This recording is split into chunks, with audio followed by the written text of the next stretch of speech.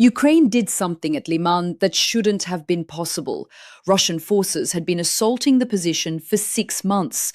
Russian forces had massed armour, artillery and personnel into the largest offensive push of 2026. Russian commanders believed a breakthrough was inevitable. And then, in 72 hours, Ukrainian forces executed a counteroffensive that destroyed the entire Russian assault group and forced a catastrophic Russian withdrawal. What Ukraine did at Lyman defies conventional military logic, and it changes everything about how we understand this war. Hey, I'm Natalie Voss. Welcome back to the channel. For those new here, we break down the Ukraine-Russia war through military analysis, satellite verification, and operational strategy. No speculation, no propaganda. We examine unit movements, casualty figures, and strategic doctrine. This video covers the Lyman Counteroffensive and why it represents a fundamental shift in Ukrainian combat capability. Lyman is a small city in Donetsk Oblast. Pre-war population around 20,000. Now it's a ghost town with no civilians. Entire residential blocks are destroyed from artillery strikes. Infrastructure is devastated. But militarily, Lyman represents something far more significant than its size suggests.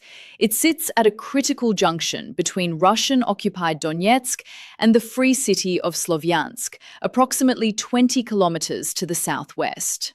For Russian forces, taking Lyman represents a critical pathway toward the Slovyansk-Kramatorsk agglomeration, a major concentration of Ukrainian territory and logistical infrastructure.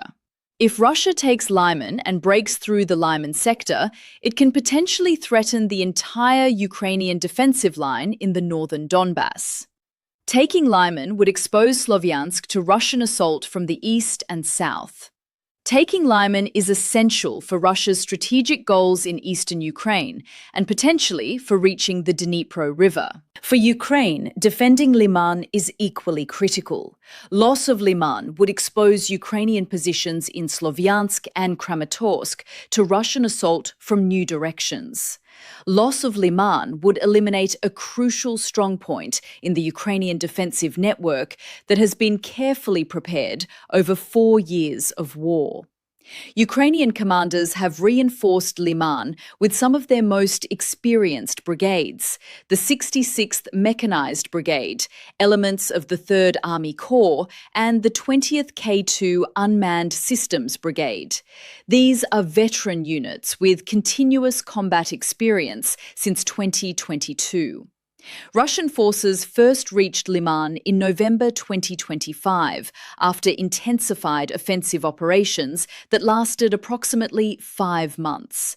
Since then, Russian forces have been unable to build on these successes and make significant tactical advances within or through Lyman itself. Russian assaults throughout November, December, January, February, March and April of 2026 all failed to achieve breakthrough. Casualties accumulated. Russian units were degraded. But Russia persisted, believing that eventually Ukrainian defenders would break. But in May 2026, Russian High Command decided on a fundamentally different strategy. Rather than slow, grinding assault that characterized the previous 6 months, Russia would launch a massive, concentrated offensive designed to break through Ukrainian defenses and capture Lyman in a single, concentrated push. Russian planners believed that one final, overwhelming assault would shatter Ukrainian defensive capacity.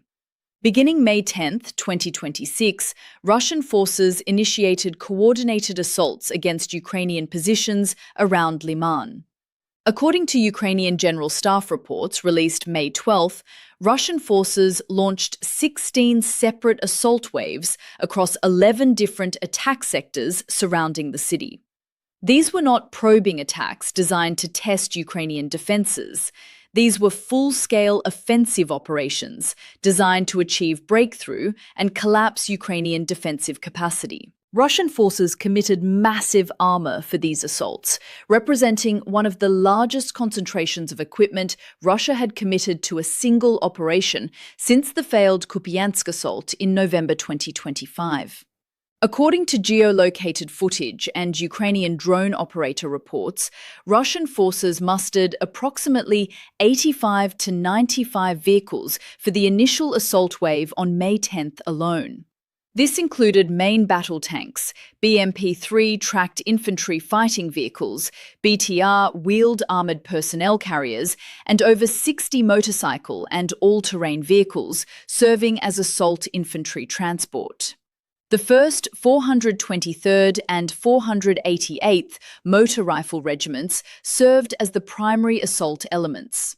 These regiments are part of Russia's Western grouping of forces and have been heavily engaged around Lyman since September 2022. They are experienced units in the sense that they have continuous frontline service, but they are severely degraded. Many of their personnel are contract soldiers or mobilized conscripts with minimal training. Officer casualty rates are extremely high. Equipment losses have accumulated. Russian artillery was positioned in depth throughout occupied territory around Lyman, forming a fire support network designed to suppress Ukrainian defensive positions and provide supporting fires for assault forces. According to ISW assessment dated May 11th, Russian forces had concentrated approximately 35 to 40 artillery pieces supporting the Lyman offensive, including 152mm howitzers, 122mm self-propelled guns, and 82mm mortars.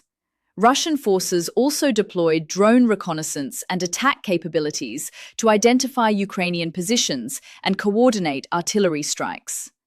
The Russian assault began before dawn on May 10th, coordinated across all 11 attack sectors. Waves of armor and infantry attacked simultaneously from multiple directions. The assault was characterized by overwhelming firepower. Russian artillery barraged Ukrainian positions for hours before assault infantry advanced. Attack helicopters provided air support, drones conducted reconnaissance, and guided artillery fires onto Ukrainian targets. For the first 3 days of the assault, Russian forces made marginal progress in certain sectors. According to Ukrainian military reports, Russian forces captured some outlying fortified positions and advanced up to 800 meters in certain sectors. But these advances came at enormous casualty cost. According to Ukrainian estimates, Russian forces suffered between 800 and 1,200 casualties in the first 72 hours of assault. Russian equipment losses in the same period were estimated at 15 to 18 destroyed or heavily damaged vehicles. On May 13, 2026, Ukrainian forces executed a counteroffensive that fundamentally changed the dynamics of the Lyman battle. What happened was not conventional counterattack. It was an operational maneuver designed to fracture the Russian assault and destroy the Russian assault group from within. Ukrainian commanders understood that the Russian assault had committed all available reserves into the attack. Behind the assault forces, Russian logistics was stretched thin. Russian command and control was concentrated in forward positions. And Russian forces had created a vulnerability that Ukraine could exploit. The 66th Mechanized Brigade, which had been conducting strategic defense around Lyman, suddenly shifted to offensive operations. Supported by drone strikes from the 20th K2 Unmanned Systems Brigade, Ukrainian forces attacked Russian logistical positions and command posts positioned 8 to 12 kilometers behind Russian front lines. These were not intended as deep penetration assaults. They were designed to disrupt Russian command structure and eliminate Russian capacity to sustain the assault. Simultaneously, Ukrainian forces conducted coordinated counter-assaults against Russian frontline positions. The 3rd Army Corps attacked from the north. The 66th Mechanized attacked from the west. These counter-assaults were supported by concentrated artillery fire that Ukrainian forces had been carefully preserving throughout the defensive phase. But the critical innovation was electronic warfare. According to ISW assessment, Ukrainian forces deployed sophisticated electronic warfare systems that jammed Russian communications frequencies. For approximately 6 hours on May 13th, Russian battalion commanders could not communicate with supporting artillery. Russian assault company commanders could not call for air support or request reinforcement. Russian logistics personnel could not coordinate resupply operations. Operating in this communications blackout, Russian assault forces became fragmented and unable to coordinate. What had been a unified assault became isolated pockets of Russian troops operating independently, without effective command structure or support. Over the next 48 hours, Russian forces in the Lyman sector experienced operational collapse. According to geolocated satellite imagery and Ukrainian military reports, the retreat was chaotic. Russian forces abandoned heavy equipment rather than risk it under Ukrainian drone strikes. Russian soldiers retreated in small groups rather than organized formations. According to satellite imagery from Planet Labs, dated May 15th, approximately 55 to 65 Russian vehicles were destroyed or heavily damaged during the retreat. These included tanks, infantry fighting vehicles, and personnel carriers. Russian forces also abandoned supplies, ammunition caches, and vehicles that were damaged or immobilized. The casualty figures were catastrophic. According to Ukrainian military estimates corroborated by Russian military blogger assessments, Russian forces suffered between 2,200 and 3,100 total casualties during the May 10th to 15th period. The 1st Motor Rifle Regiment lost approximately 40% of its personnel. The 423rd Motor Rifle Regiment lost approximately 45% of its personnel. The 488th Motor Rifle Regiment suffered nearly 50% casualty rate. More than just personnel were lost. According to Ukrainian reports, Russia lost approximately 30 to 35 tanks during the assault and retreat. Russia lost approximately 45 to 50 infantry fighting vehicles. These are not replaceable losses in any meaningful time frame. Russia would need months to regenerate this equipment and reconstitute these units. Russian military bloggers who had been optimistic about the Lyman assault became panicked. One prominent blogger wrote on May 15th, "The Lyman assault has failed completely. We lost thousands of soldiers for no territorial gain. Worse, we lost the initiative. Ukraine's counteroffensive was perfectly timed and perfectly executed. We are now on the defensive." The Lyman counteroffensive reveals something fundamental about Ukrainian military capability. Ukraine retained strategic reserves despite months of defensive operations. Ukraine maintained the capacity to conduct coordinated, multi-phase offensive operations. Ukraine possessed the intelligence capability to identify and exploit Russian vulnerabilities. Most importantly, the Lyman counteroffensive demonstrated that Ukraine understands modern warfare better than Russia. The operation was not about territory or casualties. It was about command and control degradation. It was about fracturing Russian coordination and creating conditions where Russian forces destroyed themselves through inability to communicate and coordinate. This is the doctrine of systemic disruption. Rather than attempting to hold ground or win positional fights, Ukraine attacks the enemy's ability to function operationally. Ukraine degrades communications. Ukraine eliminates logistical support. Ukraine destroys command posts. Without these systems, enemy forces cannot execute even basic operational functions. According to ISW assessment released May 17th, the Lyman counteroffensive was a demonstration of Ukrainian learning and adaptation. Ukrainian forces had studied months of failed Russian assaults. Ukrainian forces understood Russian operational patterns, and Ukrainian forces designed an offensive operation that exploited every Russian weakness. The irony is stark. Russia committed all available reserves to break through at Lyman. Russia assumed Ukrainian forces were defensively exhausted. Russia assumed Ukrainian reserves were depleted. And instead, Ukraine demonstrated it possessed the strength, the intelligence, and the initiative to execute a counteroffensive that destroyed the Russian assault.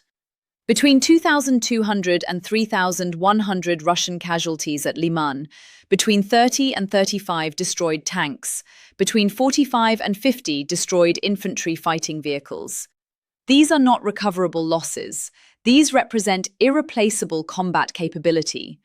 According to casualty databases, Russia is already running a monthly deficit of approximately 10,000 personnel. The Lyman losses accelerate this deficit. At current casualty rates, Russia will exhaust its military-age male population within 18 to 24 months. But more important than the numbers is what they represent.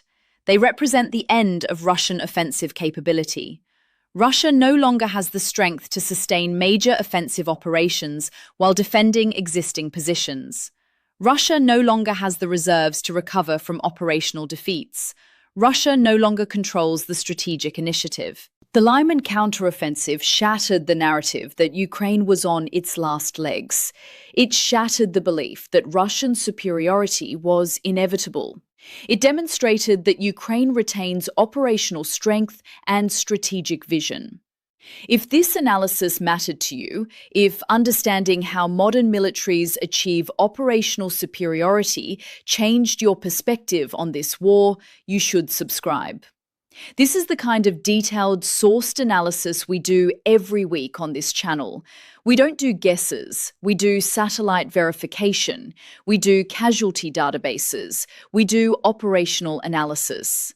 If this video taught you something new about military strategy or how this war actually unfolds, leave a comment. Tell me what surprised you. The algorithm doesn't promote content because it's good. It promotes content because viewers engage. Your comment helps this analysis reach people who care about understanding this war. Thanks for watching. I'll see you tomorrow.